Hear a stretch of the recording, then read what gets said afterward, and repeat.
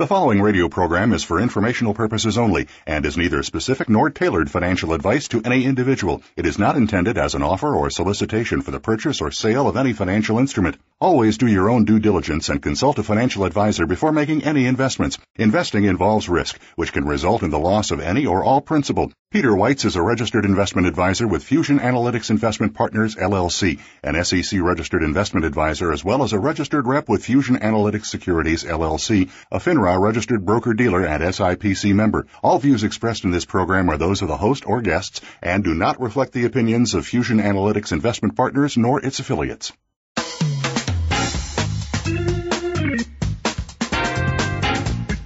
Your investments. How secure are you that they are secure? Do you want to know more about investing, retirement, and moving to the next level in business? Welcome to In Black and Whites, featuring host Peter Weitz. Our program will answer all of the questions about your future and so much more. It's all about smart business and smarter investing. Now, here is your host, Peter Weitz.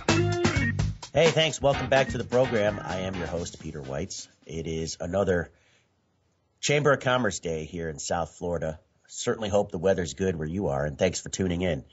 Real quick, make sure you check out our blog. We continue to post all throughout the show interesting things that come up during the day, particularly as they relate to today's topic, which we'll get to in just a moment. But the blog site is inblackandwhites.com. You can also follow me on Twitter at Peter Weitz. I'll be tweeting about today's show as we go. Make sure you go to our LinkedIn, Peter Weitz, or Facebook page, and you'll get all the information on the In Black and White show. So we have an interesting topic today. I called it is Temp The New Perm. And when I mentioned that, I wasn't necessarily talking about the hairstyle when I mentioned perm, but I was talking about how people are actually taking jobs on temporary project basis as their permanent career. And I thought it would be a great topic in light of, particularly in light of the fact that the economy is recovering. And I want to hear about how that ties in with the job market in total. So I've invited Mark Viner, the president of the Project Resources Division of a really high-end boutique firm here in Florida. And I think they're in 30 states, but he'll correct me if I'm wrong. He's the division president. He runs the placement side on the projects division. So just a quick bio on Mark. He spent 18 years as a CFO and CPA working for companies such as Dreams Incorporated, a publicly held sports memorabilia provider. And then he had numerous senior level positions in management at Walt Disney, Planet Hollywood, Harris Corporation, and Deloitte. He decided to make a career change and get into sales, marketing, and leadership of project-based professional services because he figured he understood that need in the market based on his prior career. And so with that, I'd like to welcome Mark Viner to the show. Good morning, Mark. Peter, how are you? Thank you for having me on your show today. No problem. Thank you for being here. So explain just in a nutshell what a project resources division president does. Well, it's going to be a lot about what I'm going to talk about today is this newer way, let's say, that people are choosing to work. The one thing you'll never catch me saying is perm job, okay? I may say traditional perm job, which you may have a traditional perm job. I kind of have a traditional perm job. But there's a non-traditional perm job that's out there, which people are more and more choosing, is to become a project professional.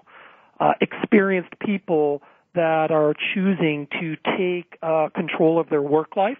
And, a lot of this has stemmed from, some things that have gone on in the economy, right? Sometimes you can't control your destiny if you think you're in a perm job, right, where you're laid off or your company was sold and you lost your job, right? What's perm anymore?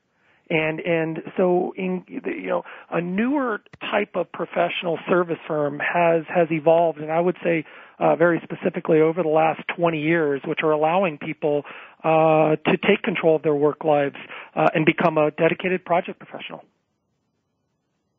I mean, people, when they think about, becoming a dedicated project professional, I mean, if we go back 20 years, or let's go back to where you mentioned the evolution of this new type of industry. If you go back 20 years ago and you mentioned the word temp, people immediately think clerical. And I think, I'm getting a secretary for the day. Mine called out sick. And is that sort of, the evolution in the beginning of what you got into? And what's Yeah, really the difference absolutely. between the And I two? use some of my experience, formerly with being a, CFO of a public company, when I needed to access talent, sometimes I may need an AP clerk, right? Or a temp or, just to go to a staffing agency. But, like when my controller went out on maternity leave, I never imagined I could access, that experienced CPA during the 4 months she was out to sit in that seat and get things done. A little history, if I could tell you that I think the birth of this industry, if you will, I like to point to there's a Big Four audit partner in Orange County, California, saw this interesting dynamic with his clients before Sarbanes-Oxley, when there was independence issues. Accounting firms regularly would do loan staff, right? They would have a client that was going through whatever change they were, and they were understaffed, and they would go to their audit partner, the accounting firm, and say, hey, do you have any staff you could loan to me? And the partner would look to his bench, and he would see the 2 to 3 year kid that maybe wasn't assigned to an audit, and he would loan them to the company. Well, invariably what would happen is that 2 to 3 year inexperienced kid, right, would go out to the client, had no experience, and the client would send it back to the partner in the firm saying, that didn't work. Well, at the same time, that same audit partner or the accounting firm saw very talented women at about the 10, 11, 12-year mark of their career that were, couldn't handle the demands of public accounting necessarily because they were starting families. And they were leaving the firm and leaving public accounting. But he saw this interesting opportunity. Here were experienced people, in this case women that were leaving his firm, that, if they had the opportunity to plug in with their client, they would succeed because they're more experienced. So I think an industry was born, using this mentality. That's interesting. And so what you're essentially saying is that, and you used a great example about how your controller goes out on maternity leave and you need somebody to fill that void. So are you telling me that there are, controllers that are out in the marketplace that just want to work somewhere for 3 or 4 months? Yeah, there's a meaningful demographic of person out there that desires this sort of challenge. Beyond compensation, which I'll talk in detail about, there are some very rewarding things that come along with project work that people gravitate to and embrace and generally never let go. Right? It's the ability to have the flexibility in your life that you may choose, right? There are people out there who only want to work 9 months out of the year because they want to travel with their kids during the summer months. Or, hey, I want to work on a project 3, 4, 5 months, and I want to take some time off before you redeploy me. So it offers that sort of flexibility. But, it's the ability to be less stressful than you were previously in your traditional perm life, where maybe you work a long day, right, 9, 10, 11 hours. You can put your pencil down and go home and not be as stressed. You could stay free from the political environment that exists at every single company, right? You're not there to take anybody's job. You're there to plug in, lend the company your experience to help them manage change. So yes, there's a meaningful demographic of person that desires that challenge. But the evolvement of this industry I'm talking about, I think comes, from the level of professional service approach that's wrapped around this. So these are no longer 1099 temps. Professional staffing firms such as ours are recruiting and employing project professionals to be employees of their firm. By way of example, the project professionals we hire receive the same exact benefits I receive on the internal side. And that's all the traditional benefits associated with traditional permanent employment, right? So that's a health care, that's a 401k offering. There's a paid time off model. So it's very similar to traditional permanent employment from that perspective. But I think the thing also is this becomes very lucrative. I will tell you the W-2s that I hand out at year end are generally in excess of what people could command in the traditional workplace. And I can give you an example if you're interested. I do want to get to that. I want to touch though on one thing you said. So basically, you're telling me that the people that you're attracting or you're recruiting for the positions that you have available actually become employees of your company and get the same benefits that they would for working for a large company, but don't have to deal with the red tape? That's right. That's right. Or with the bureaucracy? Now, I would tell you that, not every firm approaches it this way. There is a certain level of professional service firm that approaches it this way. Sure, our industry is beset with the history of, placing temps out and staffing agencies and being a 1099 contractor, but there are increasing professional service firms that offer these whole host of benefits. And what do you like when you go out and hire or find someone that's interested in this? I mean, one of the things I really want to focus on a lot today is what is a candidate that you pick or select for a job? What goes through their mindset that says, I want to, just become a temporary project person at multiple different corporations for the next 20 years of my life? I mean, what would compel someone to think that way? Well, let's talk money first, right?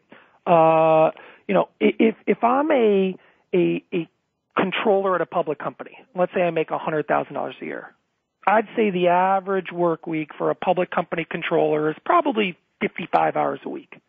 Okay, so if I take that over the 52 weeks, I'm working roughly 2,800 hours a year to make that $100,000. That math is $35 an hour. I'm making $35 an hour to make that $100,000. If I'm a project professional, and we compensate our associates on an hourly basis for every hour they work and time and a half over 40. So if I'm going to pay that project professional who's a controller type, let's say $50 an hour, they're going to make $50 an hour on that first 40 in that 55-hour work week, and they're going to make $75 for that incremental 15. So the math on that, for that 55-hour work week, they're going to make roughly $3,125. That over the year times 52 weeks is $162,000 a year. So if you take the math, that $100,000 divided by the $3,125 they would earn as a project professional, they actually only have to work 32 weeks out of the year to make the same money when they were a traditional perm controller. Or presumably they continue to work all 52 weeks and make that much more in income. Some people want to do that and some people don't. Remember, I go back to the flexibility. Now you have, right. You can certainly choose to work that often, and I will tell you the demand for these project professionals is very significant at the moment.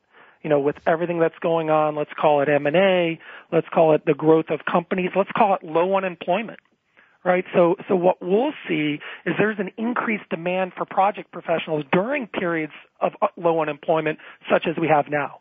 I would offer to you, people within finance, accounting, IT, and HR, in that $100,000 to $150,000 space, unemployment is as low as 1% to 2%.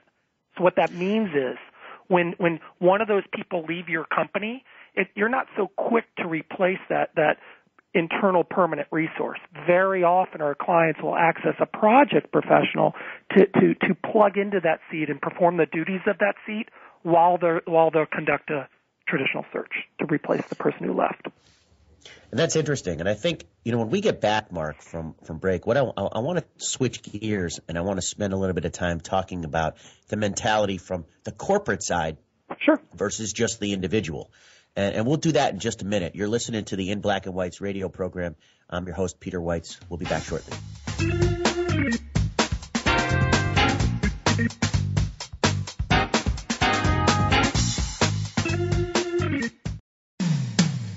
When it comes to business, you'll find the experts here. Voice America Business Network. Climbing Mount Everest is an amazing feat, and many have died trying to do so. However, more people have died descending Mount Everest than in reaching the summit. Part of the problem may be that people are so focused on reaching their objective that they fail to plan appropriately for what they will do or should be prepared for afterward.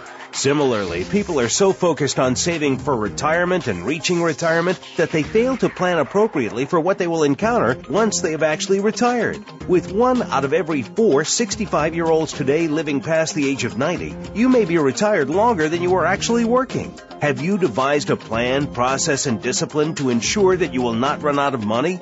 If you are not sure what to do, then simply contact Peter Weitz and his retirement team at Fusion Analytics. We help manage human emotions using 3 proprietary investment techniques. Our job is to evaluate the forces that the typical investor can't see so that wealth is preserved and not lost.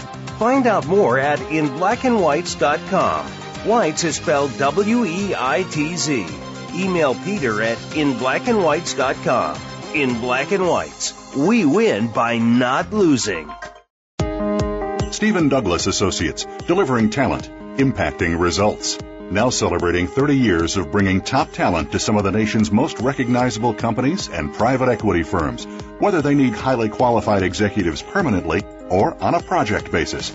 Recognized by Inc. magazine as one of the fastest growing companies in America in 2012 and 2013. To learn more, visit us at www.stephendouglas.com.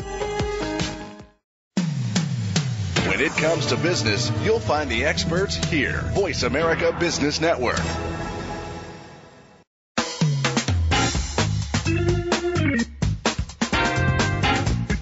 You are listening to In Black and Whites. To reach Peter Weitz or his guest today, please call 1-866-472-5790. That's 1-866-472-5790. You may also send an email to peter@inblackandwhites.com. Weitz is spelled W-E-I-T-Z.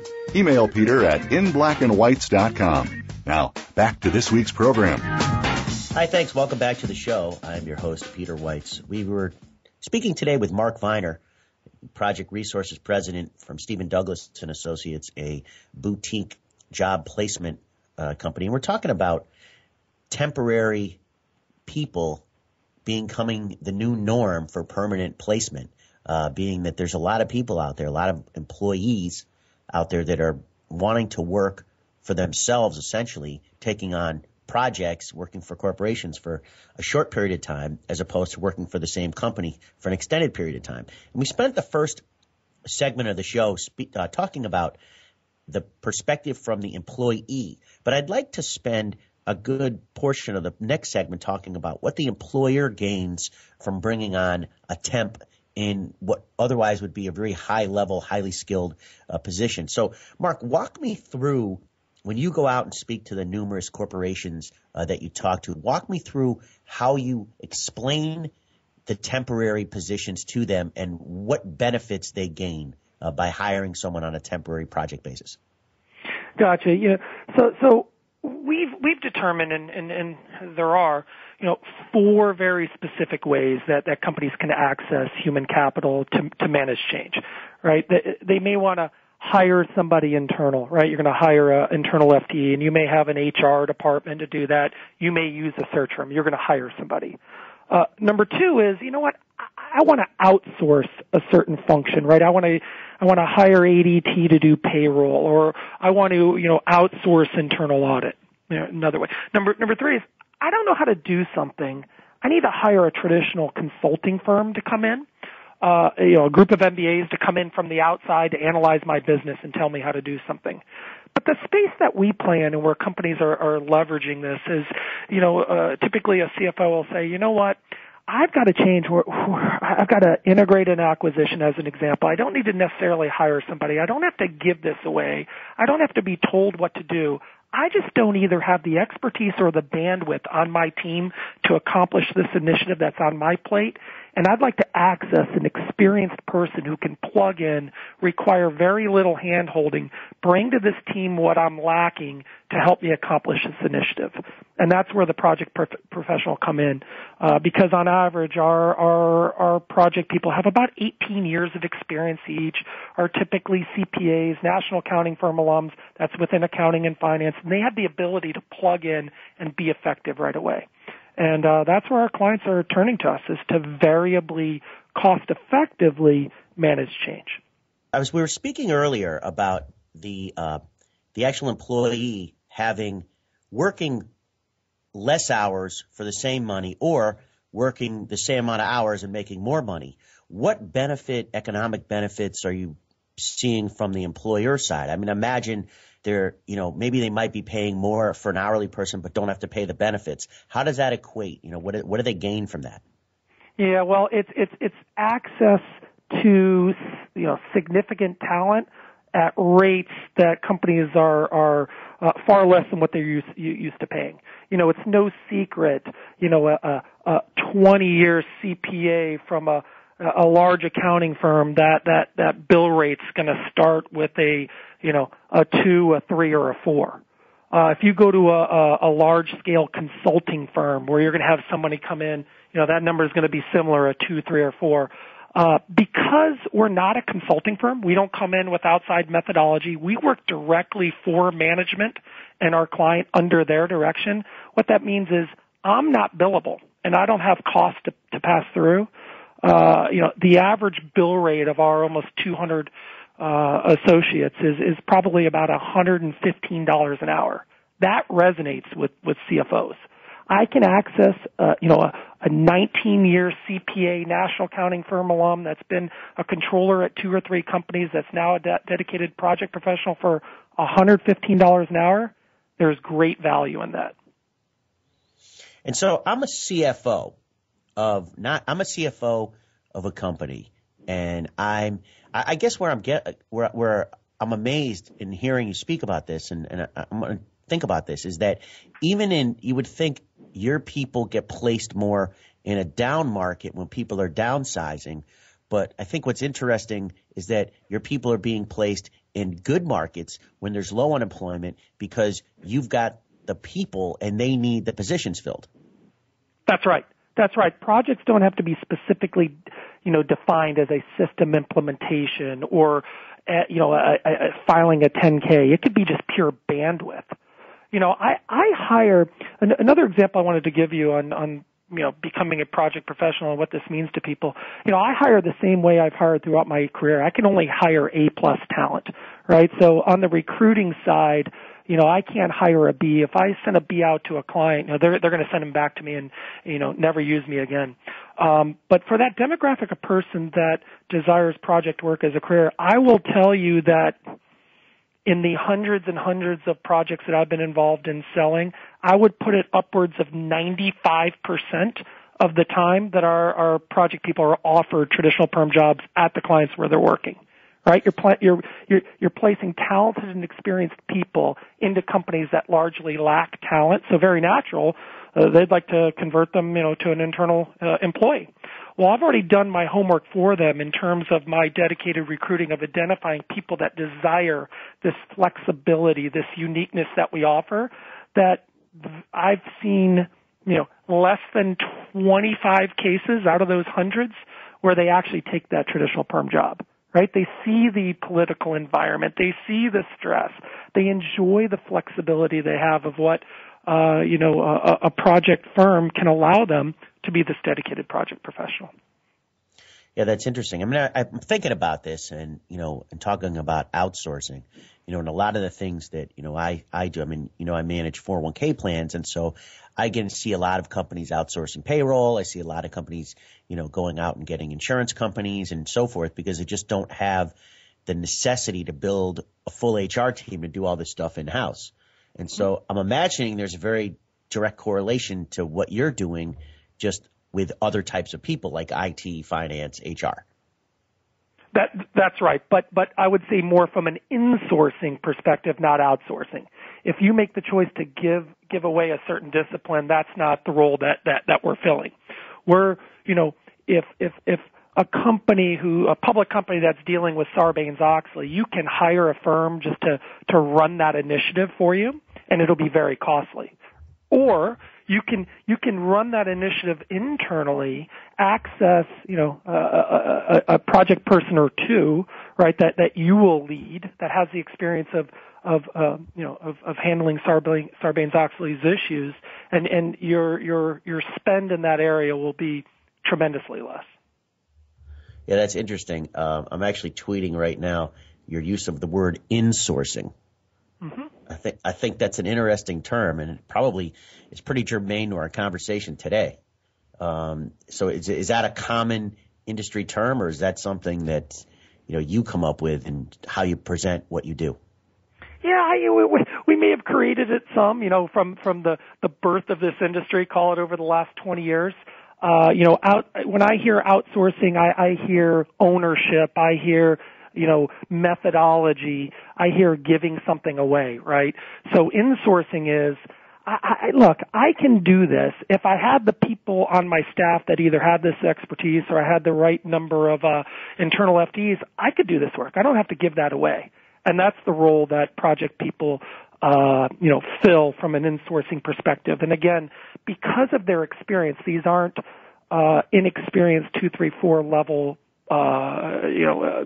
juniors in their career. A firm such as ours, our recruiting level starts at the 10-year mark. But again, on average, it's upwards of 20 years. And the reason, Peter, is because, not everybody can get their arms around this concept of becoming a project professional. And I would tell you it's not for everybody. So in our recruiting, if we sense, somebody needs to know they have a paycheck every week, we'll tell you not to do this, right? Because there's no, guarantees of being deployed. However, we'll demonstrate to you that in the example I gave, hey, working 2/3 out of the year, you can make the same amount of money you've made before. And you know what? If you're good, the likelihood of being deployed is very, very good. So, and I want to follow up on that a little bit. So you're saying that some of the people there might be periods of time where your project people don't have a position, or you don't have a position for them to fill at the moment. Is that correct? The answer could be yes, but remember, it also could be by choice. So if somebody's rolling off a project on a Friday, they may raise their hand and say, you know what, don't deploy me for 2, 3, 4 weeks because I want to go, skiing in Utah. Or they may say, hey, when I'm rolling on Friday, I want to be deployed on Monday. The internal marketing team at that point and business development team is working to make that happen. But there could be a level of down point of, a few days to a week or 2 weeks.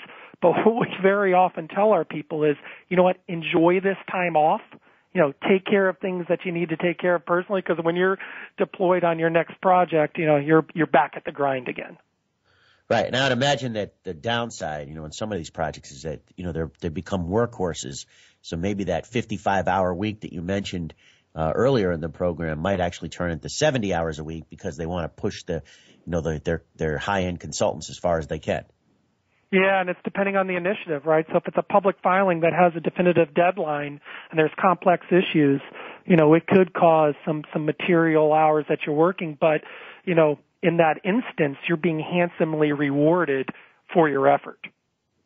Right. And, I was thinking about this, too, is that you made a point, and I think I want to really drill deeper on it once we get back from break. But you made a point about how there may not necessarily be a project. And I wasn't necessarily clear on that in the beginning. I'm almost thinking that, a big law firm, has a huge case that just came up, and instead of going out and hiring 5 lawyers permanently, they just go hire 5 lawyers on a project basis just to handle this case. And once this case is over, those lawyers don't work there anymore. But what I'm hearing you say, and I want to talk about it when we get back from break, is that they may just be hired for not a specific purpose, but to actually just work in the company for some reason. Is that correct? Correct. And if we're going to break right now, I'd be happy to expand more on that for sure. Yeah, we'll talk about that when we get back. You're listening to the In Black and White's radio program on Voice America Business.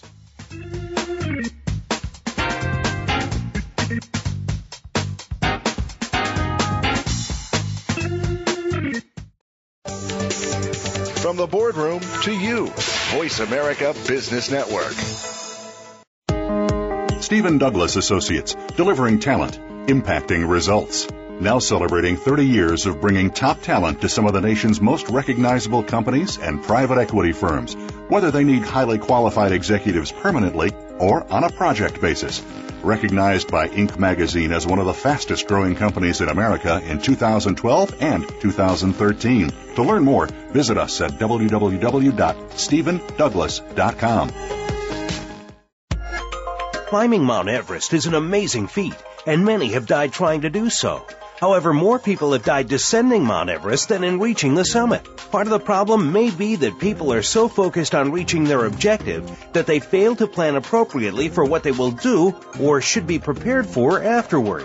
Similarly, people are so focused on saving for retirement and reaching retirement that they fail to plan appropriately for what they will encounter once they have actually retired. With 1 out of every 4 65-year-olds today living past the age of 90, you may be retired longer than you are actually working. Have you devised a plan, process, and discipline to ensure that you will not run out of money?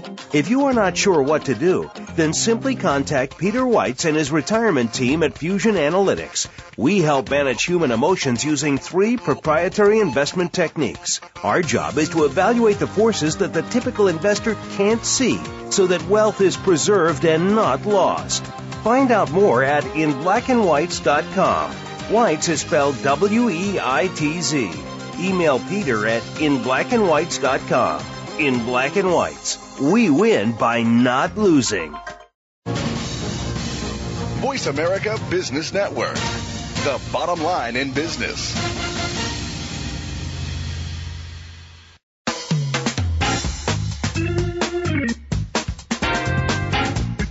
You are listening to In Black and Whites. To reach Peter Weitz or his guest today, please call 1-866-472-5790. That's 1-866-472-5790. You may also send an email to peter@inblackandwhites.com. Weitz is spelled W-E-I-T-Z.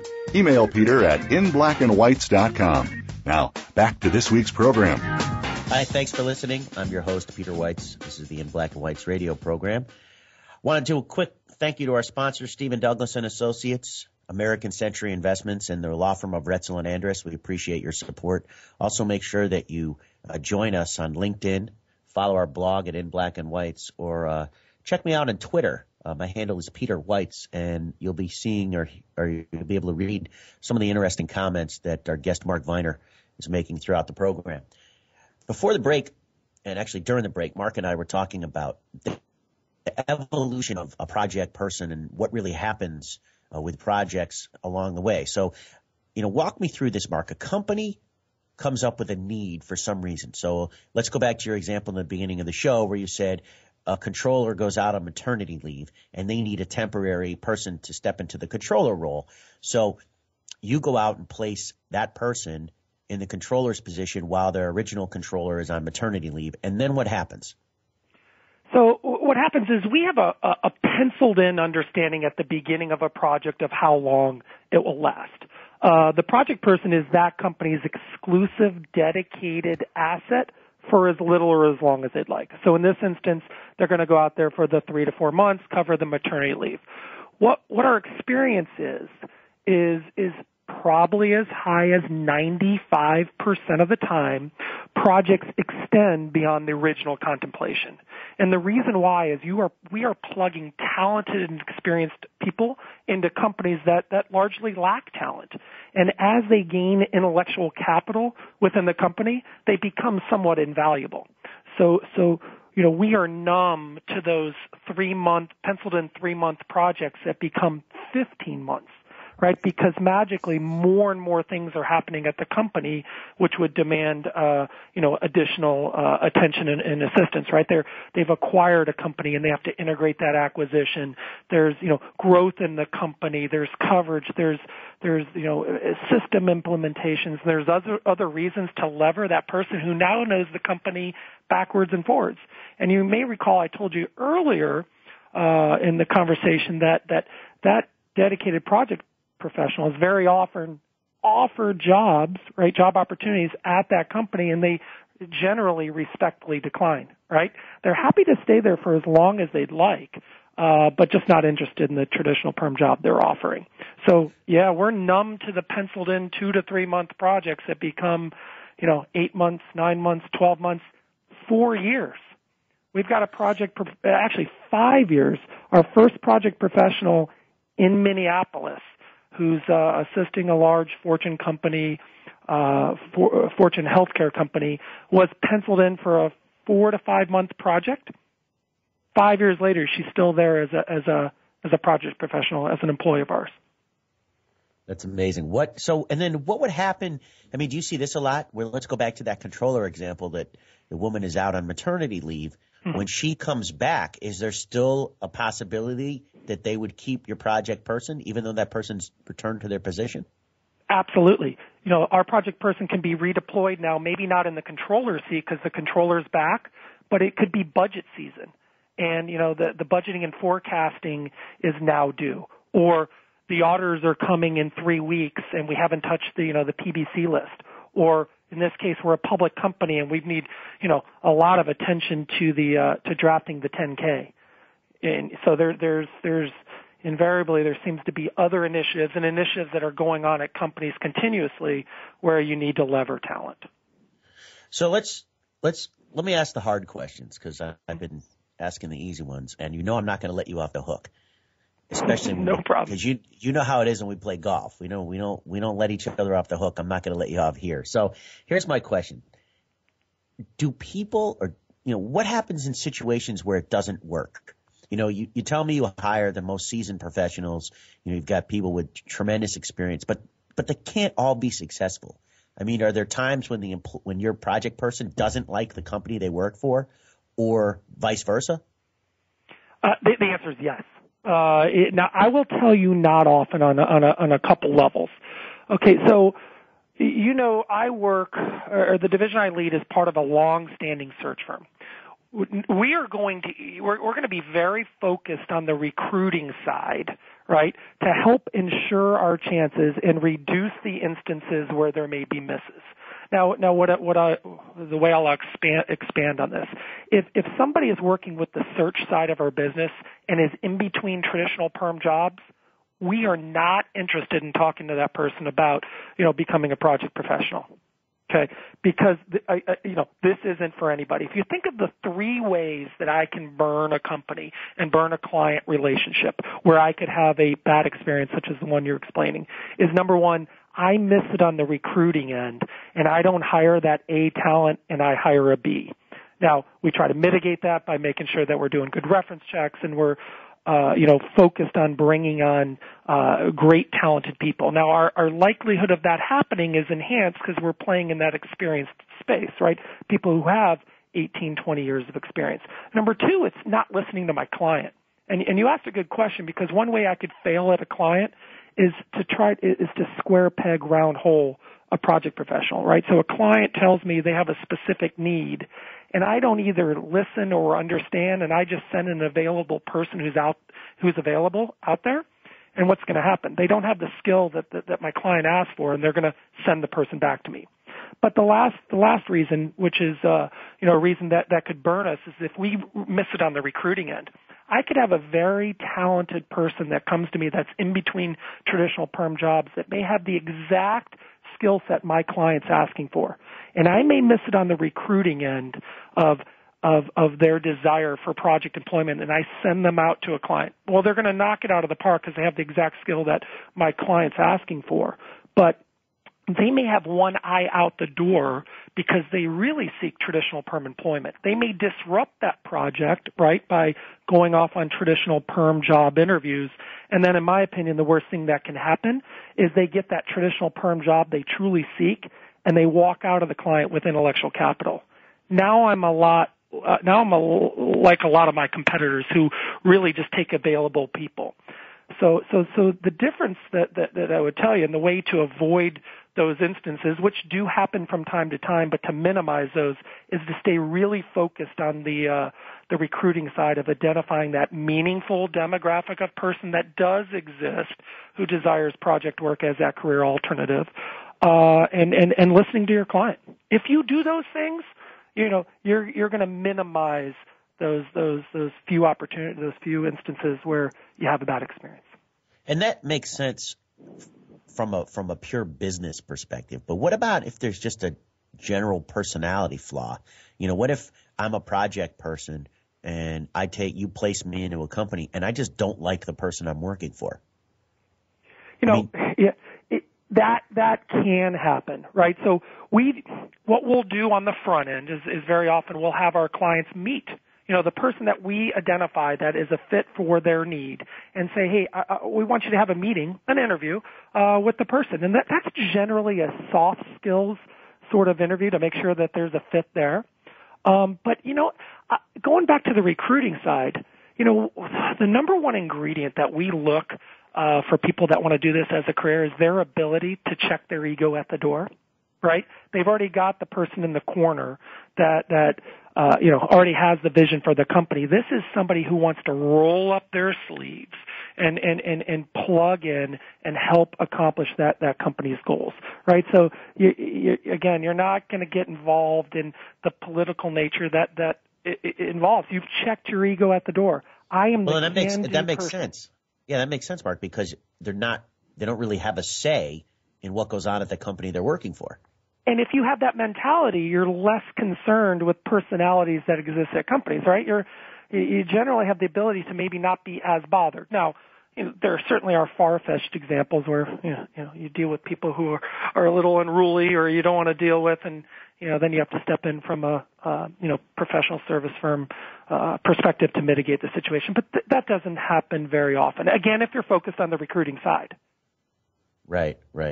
So when we get back, and we're getting ahead of ourselves here, but I want to talk about how you actually go about recruiting somebody, because I think that is at least of interest to me. But at the moment, I'm thinking about now I'm working at a company and I'm there for several months, and you had mentioned that sometimes a project turns into another project. So does that mean they might be working for somebody else? Somebody else within that company. Within that company, yeah. So do you have to then sort of redo this whole interview process again, or how would that work? No, at that point you're essentially a known commodity, almost as if you worked at the company, right? So you probably had exposure to the person. So a real example is going back to the controller example. So I've got an interim controller who's covering a maternity leave that is doing a great job in covering that role. Well, they may have exposure, right, to the VP of FP&A, who it's, budget season's coming up, and maybe they work together on some initiatives along the way where when that person realizes, our permanent controller is coming back from maternity leave, I would like to access that person because I've got, 8 weeks of planned work where I don't have the bandwidth to attack that. So typically it's because of their exposure within the company that expands into other projects. That's interesting. And what is your, other than 5 years, is that your longest that someone's been in a temp job? Yeah. And I may be doing disservice because my managing director in Minneapolis is probably listening, and I think that project's actually over 6 years. 6 years. If I think of the time that we've been in Minneapolis, which has been, and it may be closer to 7. It's probably 6.5 years that person's been out. I'd say that's the record in my knowledge of this industry. And what type of job is that? She's a core accountant who performs various controller type duties. I know that this company has been very active in terms of its growth, and again, remember, backfilling open positions in advance of hiring, right? So they've got this internal resource that they can plug in, and that's what they've done. So in that case, she's a core accountant. Interesting. We're going to come back in just a minute, Mark, and I've got a couple of other questions for you that are again of interest to me. But you're listening to the In Black and White's radio program. I'm your host, Peter Weitz. We'll be back in just a moment.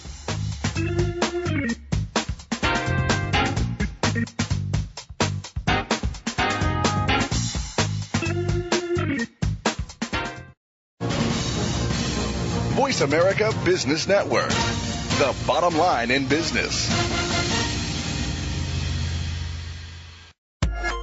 Climbing Mount Everest is an amazing feat, and many have died trying to do so. However, more people have died descending Mount Everest than in reaching the summit. Part of the problem may be that people are so focused on reaching their objective that they fail to plan appropriately for what they will do or should be prepared for afterward.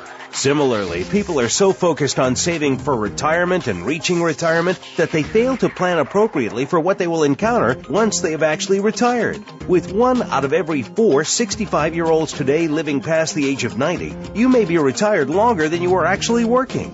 Have you devised a plan, process, and discipline to ensure that you will not run out of money? If you are not sure what to do, then simply contact Peter Weitz and his retirement team at Fusion Analytics. We help manage human emotions using 3 proprietary investment techniques. Our job is to evaluate the forces that the typical investor can't see so that wealth is preserved and not lost. Find out more at inblackandwhites.com. Weitz is spelled W-E-I-T-Z. Email Peter at inblackandwhites.com. In Black and Whites, we win by not losing. Stephen Douglas Associates, delivering talent, impacting results. Now celebrating 30 years of bringing top talent to some of the nation's most recognizable companies and private equity firms, whether they need highly qualified executives permanently or on a project basis. Recognized by Inc. magazine as one of the fastest growing companies in America in 2012 and 2013. To learn more, visit us at www.stephendouglas.com. The business community's first choice in Internet Talk Radio. Voice America Business Network.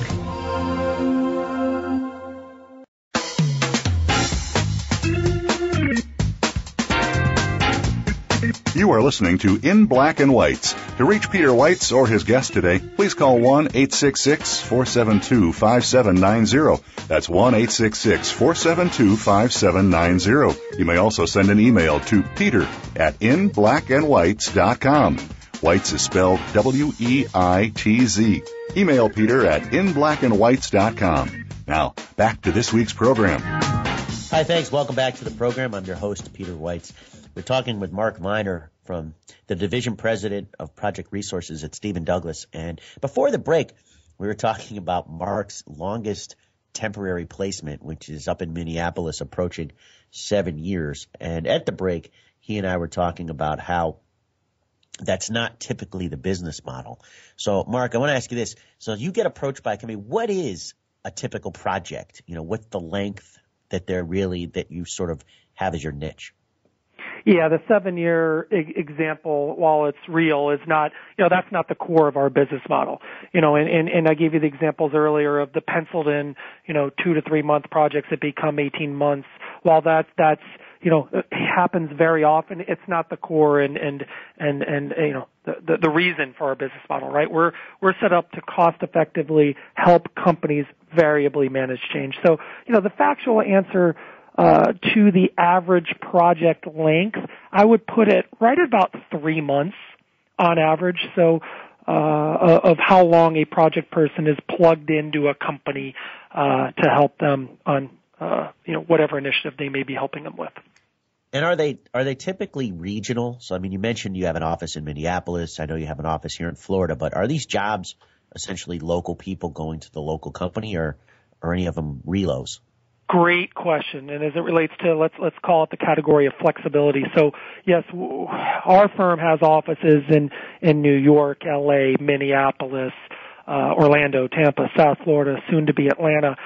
Because of our scale, we found that we're able to help companies who may have operations and footprints around the country, particularly private equity. If you think, private equity have portfolio companies that are anywhere in the country, and it's not it's cost prohibitive for them to access a project person who's coming from a different market. But again, going back to the flexibility, so when we're recruiting and hiring and onboarding project professionals in individual markets, we'll ask them, are you willing to travel? If it means, out Monday morning, home Friday night. And they have a choice, right? They may say, hey, I live in Boca and I really only want to work in Palm Beach County. Great. And we know how to deploy you. Or we'll have people say, sure, you know what, for the right project, I'm open to travel. So because of our increased footprint and opening up other offices, we do have a number of our associates who are currently working in markets other than the one that they're in, because they have the right skill set that a client in a different market is asking for. But again, it's flexibility. We don't force our associates to travel, and we're very collaborative from that perspective. And when you go into other markets, and I don't have any particular reason why I'm asking this, but just other than curiosity, but is the wage scale different? I mean, I'd imagine New York, is probably a bad example because I'm sure the cost of living, but are you seeing differences in wage scales for the same types of positions? Yeah, that's fair. It probably would mirror, I would look to traditional permanent employment. So in the example of a, call it a small, middle market, public company controller where it may be $100,000 in, say, Orlando, Florida, that same company, that position in LA may be, $140,000 just to make up a number. That then would translate both in terms of, compensation and pay rates and also in bill rates. So there is some of that occurs. So, and I guess the last question, and I'm not really sure if you covered this or not, but there's this whole thing with Obamacare going on, and how you have to have a certain number of employees to qualify and so forth. Do you think that there'll be any changes in people coming on board in a temporary basis or project basis to sort of lower the total full-time employee headcount? That's an interesting comment. And, from my perspective, I hope that happens, right? Right. If a company is trying to manage their FTE count yet still, has a certain amount of workload they need to cover and need to, variably access project professionals, that would be great. I can tell you I haven't given any thought to that. It will be interesting to see how it plays out, but maybe a parallel comment I would give you to that, and it's not Obamacare, but if you think of periods of, that we've seen maybe 4, 5, 6 years ago, when companies had, not the layoffs part, but let's call hiring freezes, our business model actually performed pretty well during that period. So a company had a freeze and they couldn't hire somebody. Well, they still had the auditors coming in 3 weeks, and you may know the effort it takes, to go through an audit. And they had cut deep, in that situation. They needed to access somebody to get through the audit. You still had to file a 10K or a 10Q. There were still initiatives that were going on where you need to variably access people because you had either cut too deep or you were in a freeze. So I think that may be a parallel. Yeah, I think you're right. Yeah, interesting. It's just a quick summary. So basically you've addressed this new workplace where there are people out there that can not have to work for the same company for the rest of their career, make the same living or more, or have less working hours or throughout their year. And they're all highly skilled, highly educated, significantly trained and experienced people. So walk me through how you find somebody. How would I? So here I am, I've been in the finance business forever. How would I actually go about getting a job? How would I decide I want to be a project person? Yep. Well, it's number one, assuming we connect, however we connect, I'm telling you a story that you may not know.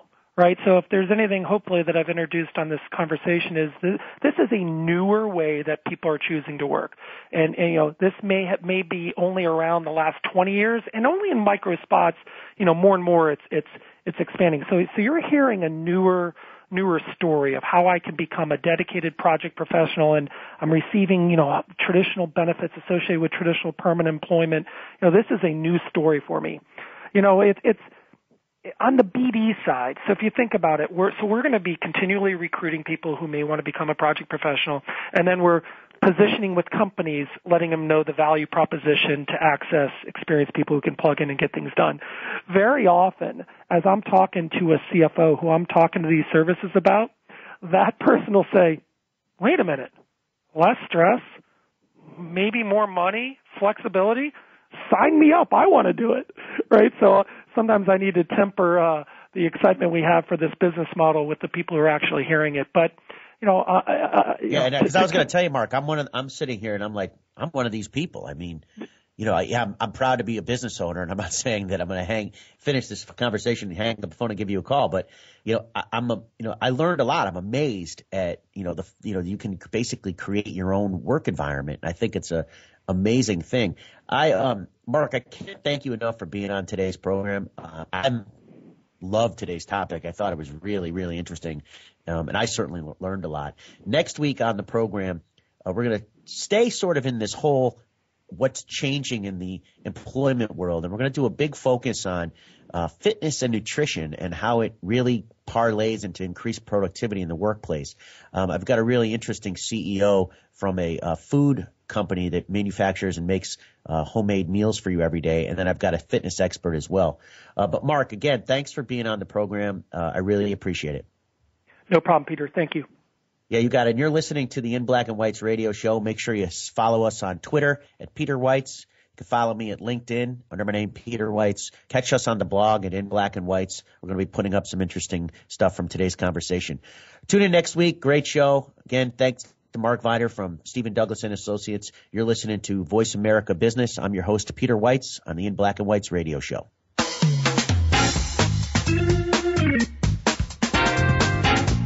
Thank you again for tuning in to In Black and White's.